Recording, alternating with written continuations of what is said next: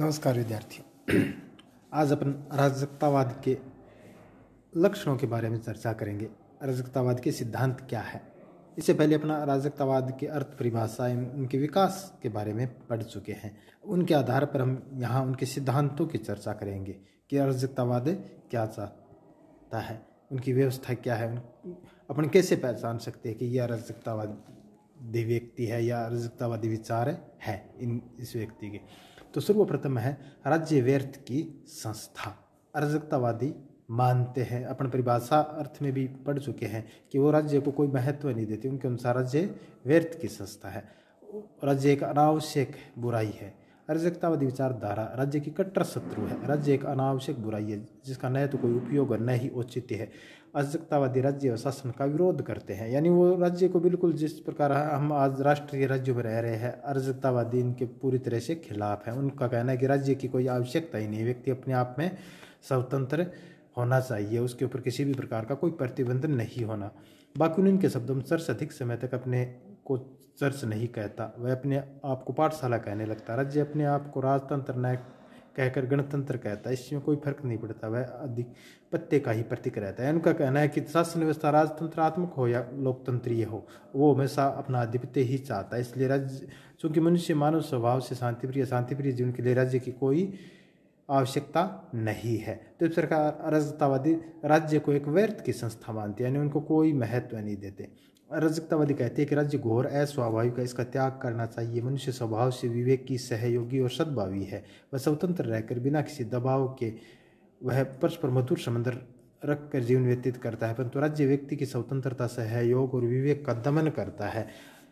तो अपन इस प्रकार देखते हैं कि अराजकतावादियों को कहना है राज्य का क्यों विरोध करते हैं। उनका कहना है कि मनुष्य परस्पर मधुर संबंध बनाए रखता है, लेकिन राज्य एक ऐसी संस्था है जो उनके स्वतंत्रता, सहयोग और विवेक है, यानी बुद्धि है, उनका दमन करती है।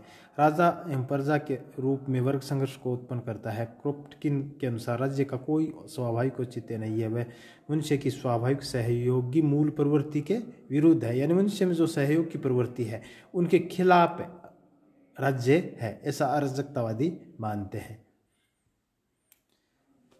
अराजकतावादी आर्थिक आधार पर भी राज्य को बेकार मानती है। यहाँ अराजकतावादी मार्क्स की विचारधारा का समर्थन करते हैं। जैसा कि अपन मार्क्स के बारे में पढ़ते हैं कि राज्य वर्ग संघर्ष का कारण है, वर्ग संघर्ष को बनाए रखना चाहता है आर्थिक आधार पर, तो वैसे ही अराजकतावादी भी कहते हैं।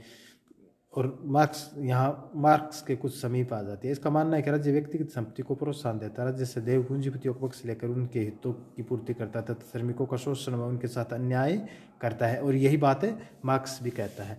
जनसाधारण में आर्थिक हितों की रक्षा है तो राज्य की समाप्ति ही अनिवार्य है। अराजकतावादी कहते हैं कि राज्य की कोई उपयोगिता नहीं है, राज्य का आधार शक्ति है। यही तत्व मानव व समाज के लिए घातक है। राज्य की कोई आवश्यकता उपयोगिता नहीं है, क्योंकि ऐच्छिक समुदायों द्वारा राज्य के समस्त कार्य श्रेष्ठ तरीके से संपन्न किए जा सकते हैं। यानी उनका कहना है कि राज्य के बजाय जो ऐच्छिक संस्थाएं हैं वो राज्य जैसे कहीं बेहतर काम कर सकती है।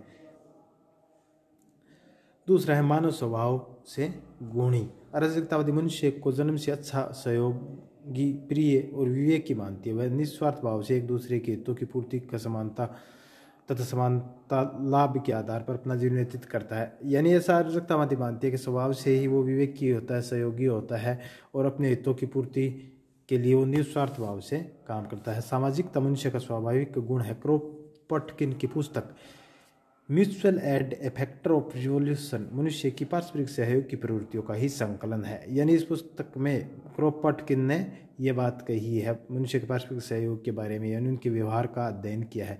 समाज का विकास पारस्परिक सहयोग पर आधारित है। मानव में प्रेम, सहानुभूति, स्वतंत्रता के तत्वों की प्रधानता होती है। आज मानव जीवन की जो बुराई है उसका उत्तरदायी बाध्यकारी राज्य ही है, यानी ये राज्य की पूरी तरह से खिलाफ है।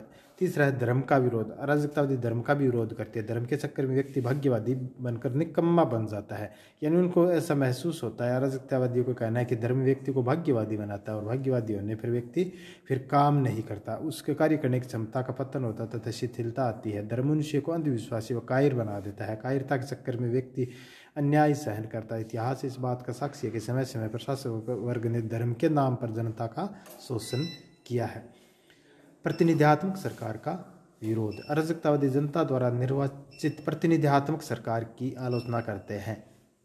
यानी लोकतंत्र में जो शासन व्यवस्था होती है वो प्रतिनिधित्व के जनता अपने प्रतिनिधि निर्वाचित करती है। मैडम के आगे पिछले से देखा आपने? तो बात कर रहे थे प्रतिनिधित्व की, यानी लोकतंत्रीय शासन व्यवस्था और में प्रतिनिधित्मक सरकार, जो आज विश्व के अधिकांश देशों में जो लोकतंत्र वो प्रतिनिधित्मक व्यवस्था के रूप में, यानी जनता अपने प्रतिनिधि चुनती है। लेकिन ये अराजकतावादी इस प्रकार की व्यवस्था का भी विरोध करते हैं। अराजकतावादी जनता द्वारा निर्वाचित प्रतिनिधित्मक सरकार की आलोचना करते हैं। प्रतिनिधित्मक सरकारों में बहुमत अवैध व बनावटी होता है, यानी उनको महसूस होता है कि जो बहुमत जो शासन का आधार होता है लोकतंत्र में, वो अपने आप में एक बनावटी है। बहुमत का अन्याय और अल्पमत की बुद्धिमत्ता प्रदर्शित करती है प्रतिनिधित्मक शासन। यानी उनका कहना है कि कई बार अल्पमत भी बुद्धिमान बहुमत के बजाय ठीक हो सकता है, लेकिन लोकतंत्र हमेशा बहुमत को ही सही मानता है, इसलिए वो प्रतिनिधित्मक शासन का भी विरोध करते हैं। विकेंद्रीकृत व्यवस्था, अराजकतावादी राज्य का विरोध इस कारण करते हैं कि राज्य समस्त व्यवस्था का विकेंद्रीकरण करता है। परिणाम स्वरूप अव्यवस्था, भ्रष्टाचार और अकुशलता बढ़ती है। अराजकतावादी विचारधारा विकेंद्रीकृतता के सिद्धांत पर आधारित है। उसके अनुसार अराजकतावादी समाज का निर्माण छोटे छोटे स्थानीय समूहों से होगा। स्थानीय और छोटे समूहों का क्षेत्राधिकार संपूर्ण राष्ट्र पर होगा और समूह के निर्णय व कार्य नीचे से ऊपर की ओर होंगे। तो इस प्रकार वो विकेंद्रीकरण का महत्व देते हैं। उनका कहना है कि राज्य केंद्रीकरण को बढ़ावा देता है, जिससे भ्रष्टाचार और अकुशलता होती है। अगला है व्यक्तिगत संपत्ति और पूंजीवाद का विरोधी। साम्यवादियों की बात है, अराजकतावादी व्यक्तिगत संपत्ति और पूंजीवाद का भी विरोध करते हैं। व्यक्तिगत संपत्ति पूंजीवादी वर्ग की जड़ है।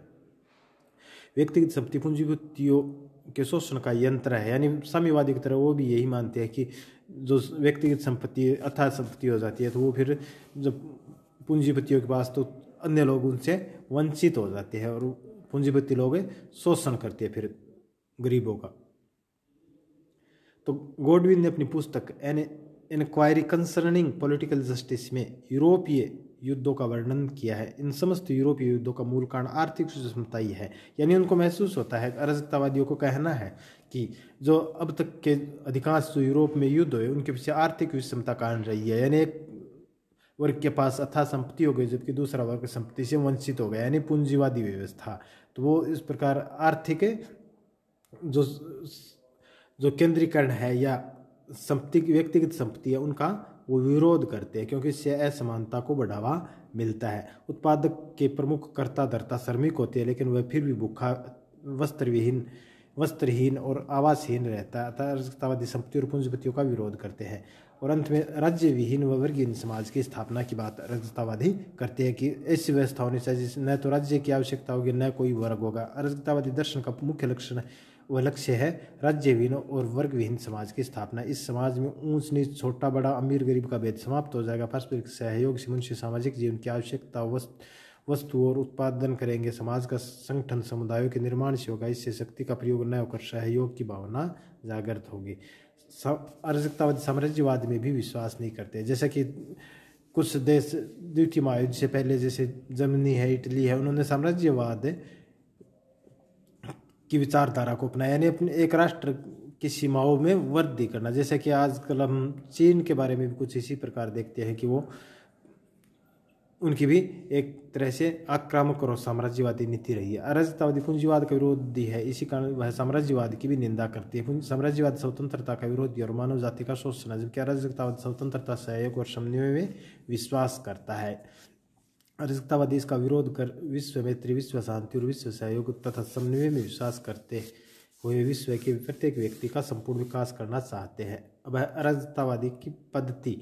अराजकतावादी समाज की स्थापना दो प्रकार की पद्धतियों को अपनाकर करते हैं, हिंसात्मक पद्धति और अहिंसात्मक पद्धति। क्रांतिकारी अराजकतावादी हिंसात्मक तरीके से ही राज्य, धर्म व व्यक्तिगत संपत्ति की समाप्ति पर बल देती है। यानी दोनों तरह के अराजकतावादी मिलते हैं। हिंसा क्या, क्रांति के आधार पर, यानी बल के आधार पर, ताकत के आधार पर इस प्रकार का परिवर्तन करना कि धर्म राज्य को समाप्त कर दिया जाए। और दूसरा अहिंसावादी है, वो शांति प्रिय है। उनका कहना है कि इनको शांतिपूर्वक भी राज्य को, धर्म को समाप्त किया जा सकता है। तो कुछ अराजकतावादी शांति और वार्ता से तथा साधनों की पवित्रता अपनाकर ही राज्य की समाप्ति करना चाहती है।